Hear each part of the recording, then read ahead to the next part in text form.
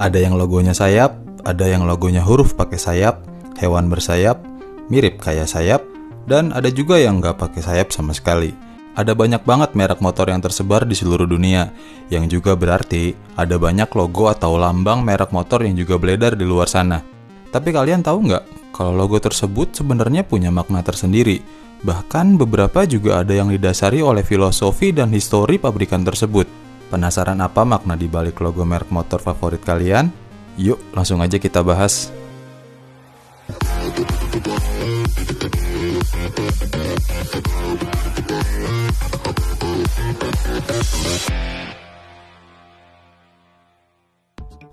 Pertama, kita mulai dari pabrikan sepeda motor terbesar di dunia, Honda. Pabrikan ini punya logo sayap yang sudah identik banget dengan Honda dari zaman mereka pertama produksi motor di tahun 47 sampai sekarang sudah masuk ke tahun 2020. Logonya tetap sayap, nggak berubah. Meskipun kalau dilihat dari bentuknya, logo sayap Honda ini sempat beberapa kali evolusi, mengikuti perkembangan di eranya masing-masing. Logo Honda waktu pertama pabriknya dibikin, itu bentuknya simpel banget. Cuma emblem berbentuk sayap dengan tulisan Honda Motor di dalamnya. Konsep logo ini berubah lagi di tahun berikutnya dengan bentuk menyerupai Dewi bersayap, kemudian berubah lagi di tahun 63 dengan model sayap tunggal ditambah tulisan HM yang merupakan kepanjangan dari Honda Motor. Nah, konsep sayap tunggal inilah yang bakal jadi logo Honda sampai sekarang. Cuma modelnya aja yang beda. Oh iya, Honda juga selalu pakai logo tambahan untuk tipe produk unggulan mereka. Contohnya kayak yang bisa kalian temui di Honda Bentley generasi pertama dan Honda Goldwing. Plus karena Honda ini punya sabrek divisi perusahaan, alhasil mereka juga punya logo masing-masing. Selain logo sayap di divisi sepeda motor, ada logo H di divisi mobil, logo Honda Marine di divisi produk perairan, Honda Racing untuk divisi balap, dan yang lain-lain. Terakhir, kenapa sih motor Honda pakai logo sayap tunggal? Well, itu karena Soichiro Honda, sang pendiri Honda sendiri terinspirasi dari patung Dewi Nike dari mitologi Yunani.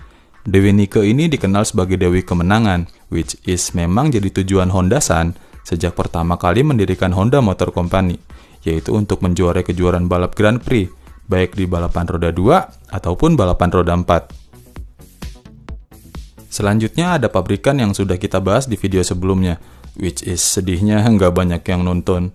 MV Agusta. Sewaktu Domenico Agusta, pendiri MV Agusta mendirikan pabrikan yang satu ini pada tahun 1945 lalu, MV pakai logo yang hampir nggak berubah sampai sekarang. Huruf MV yang dipadu dengan gear, kemudian ditambah siluet sayap pada tahun 1947. Semua unsur di logo ini punya arti masing-masing. Unsur gearnya berhubungan dengan huruf MV yang merupakan singkatan dari Meccanica Vergera, which is berarti mekanik dari kota Vergera. Unsur sayapnya sendiri datang dari asal-usul berdirinya MV Agusta, karena sebelum jadi pabrikan sepeda motor, seperti yang kalian ketahui, Domenico Agusta itu merupakan pengusaha pesawat terbang warisan ayahnya, Count Giovanni Agusta. Terakhir, dan yang cukup unik, kalau kalian perhatikan, kata Agustanya sendiri itu kayak berada dalam mahkota. Ini merupakan penghormatan untuk pendiri pabrikan ini, yaitu keluarga Agusta. Selanjutnya kita bahas pabrikan yang memproduksi salah satu skuter terlaris dalam sejarah roda 2, Piaggio. Bukannya Piaggio itu yang produksi Liberty dan MP3 gitu ya, Kang? Sementara kalau Vespa ya Vespa.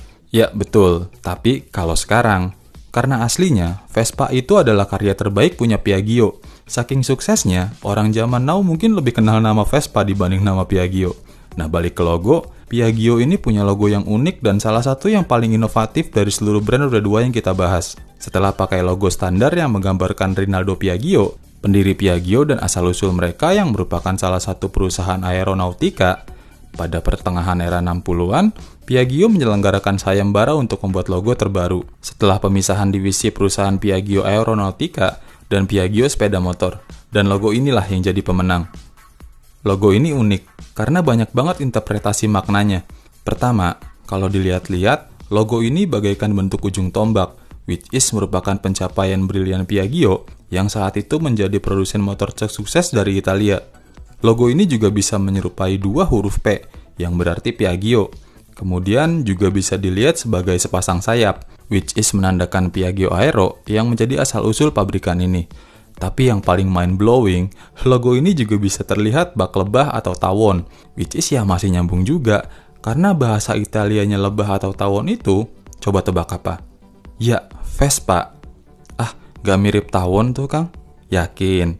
Gimana kalau saya tambahin logo segi enamnya, yang entah kenapa sama persis kayak struktur sarang tawon? Nah, unik kan?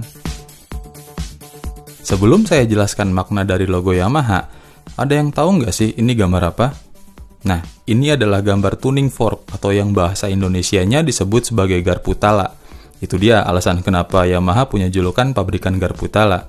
Jangan tanya saya gimana cara mainin alat musik yang satu ini. Saya cuma bisa main gitar, bass, sama drum dan keyboard dikit-dikit. Terus, kenapa Yamaha yang jadi salah satu pabrikan sepeda motor terbesar di dunia justru malah pakai logo alat musik? Nah, ada makna dan sejarahnya sendiri. Itu karena Torakusu Yamaha, pendiri Yamaha, awalnya merupakan pengrajin alat musik organ. Dan saat pertama kali Yamaha-san mendirikan perusahaan Nippon Gaiki yang jadi asal-usul Yamaha pada tahun 1898, mereka adalah produsen alat musik. Bahkan sampai sekarang sudah terbagi menjadi 2 divisi perusahaan, Yamaha itu tetap memproduksi alat musik loh. Ayo Cung, siapa yang kerja di Yamaha Musik Indonesia? Saat mendirikan Nippon Gaiki, Torakusu Yamaha menggunakan logo Phoenix yang memegang alat musik garpu tala. Logo ini kemudian berubah tahun 1916 menjadi 3 garpu tala menyilang. Yamaha sempat beberapa kali menggunakan logo yang berbeda, khususnya untuk produk organ. Tapi sampai sekarang mereka tetap memakai logo 3 garpu tala seperti di tahun 1916. Oh iya, logo garpu tala ini dipakai di seluruh anak perusahaan Yamaha Corporation loh, baik itu di divisi Yamaha Musik ataupun divisi Yamaha Motor. Bedanya, kalau di Yamaha Musik, logonya itu warnanya ungu violet. Sementara di Yamaha Motor, warnanya merah.